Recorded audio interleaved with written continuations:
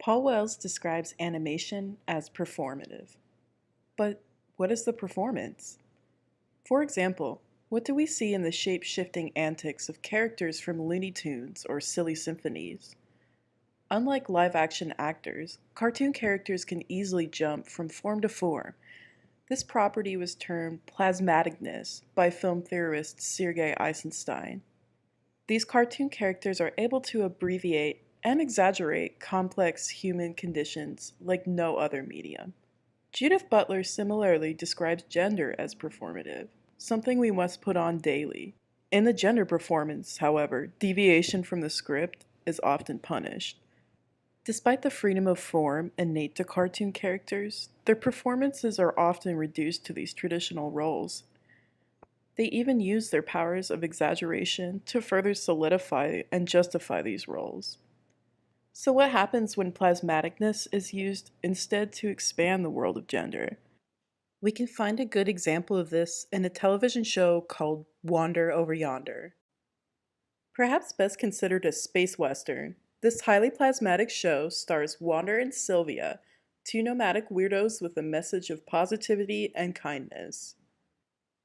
The show opens with a clash in styles and in gender performances. The peaceful, cutesy Bingle Bops of Bingle Bopalopolis are under attack by the heavy metal Terry Gilliam inspired Skull Ship.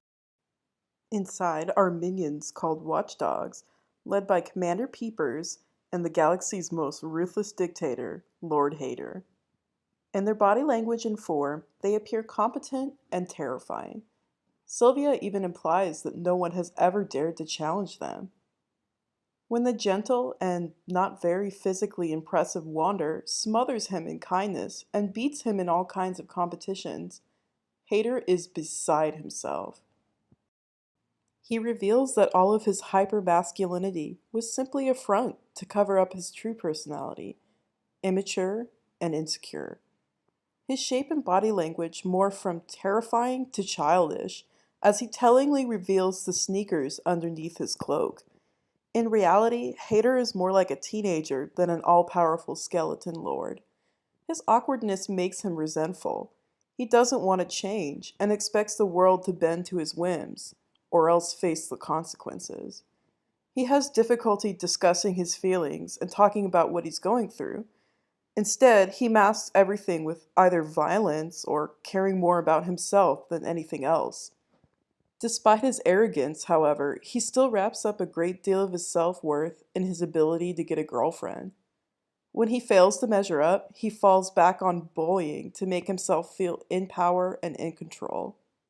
The closest thing he has to a friend, Commander Peepers, likewise asserts himself with violence. At times, he seems even more ruthless than Lord Hater himself. This is because he has more to lose. Despite being very intelligent, he feels small and helpless. No one ever took him seriously until he joined Hater.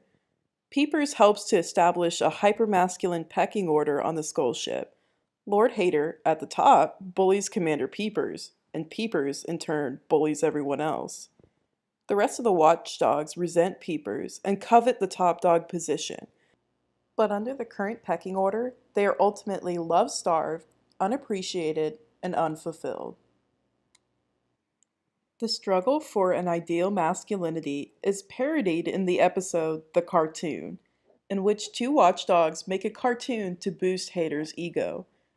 They depict their idol Hater as imposing and all-powerful, while the much maligned Peepers is a bumbling nerd. Finally, the watchdogs project their alpha male aspirations, depicting themselves as muscular powerhouses. Wander and Sylvia, of course, are depicted as incompetent simpletons. But what is so threatening about Wander and Sylvia? Wander, in particular, disrupts Lord Hater's understanding of ideal masculinity.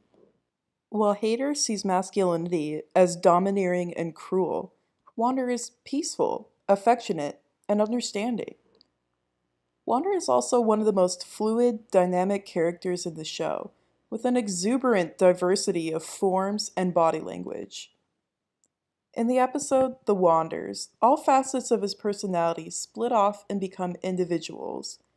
and we are able to see just how many character types Wander is able to embody. When Wander is cross-dressing, it is actually a part of his personality, rather than a tool to distract his enemies. There's even a scene in which Wander embodies the damsel in distress, the bad guy, and the superhero all in one. In the episode The Legend, two children can only imagine the heroic Wander as either a bone-crushing monster or one radical dude, much to Wander's horror. Even the cartoon beefs him up to make his fight with haters seem more impressive. While the Skull ship is coded as pretty strictly heteronormative, Wander's interactions can often be seen as queer coding.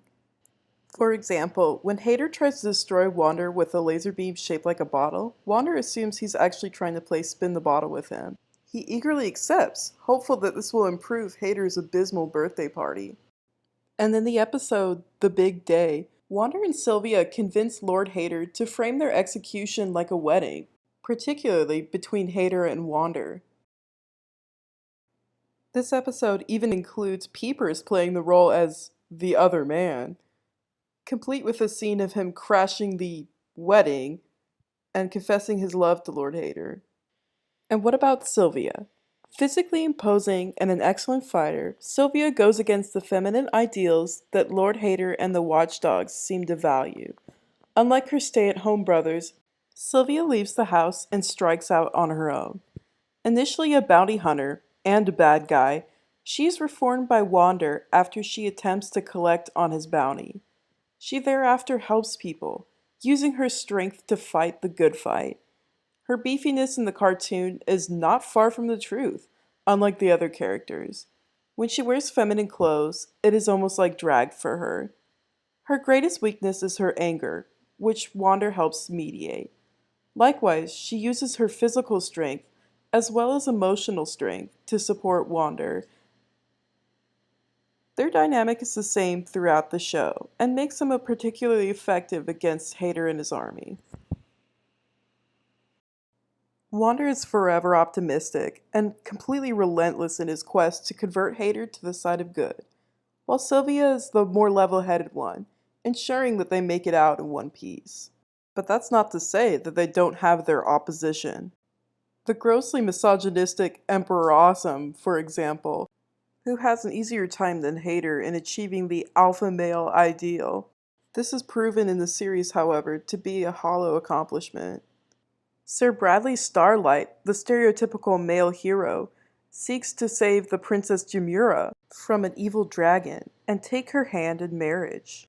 However, it's revealed that Demura and the dragon are actually the ones who are engaged, and Brad just wants to crash the wedding. He feels entitled to a relationship with Demura because he fits the stereotypical hero mold.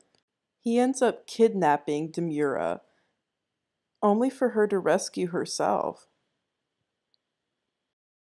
One of the most complex characters in the series is Lord Dominator, a character introduced as essentially the greater Hater. When it's revealed that Lord Dominator is in fact a woman, both Lord Hater and Emperor Awesome underestimate her wickedness, assuming that they could perhaps have a relationship with her. This is demonstrated visually in the episode The Bad Hatter. Hater finds Wander's magical hat, which gives the user what they need, not what they want. When he asks what he needs to impress Lord Dominator, the hat presents him with a gun to his head. Hater refuses to believe this, and instead electrocutes the hat until it produces the girly stuff that he thinks he will need to impress Dominator. In reality, Dominator is extremely evil. Her goal is actually to destroy the galaxy, rather than conquer it, leaving nothing behind. She emotes with her entire body the maniacal glee that she feels when she destroys things. This is only matched by the intense disappointment she also feels when there's nothing left to destroy.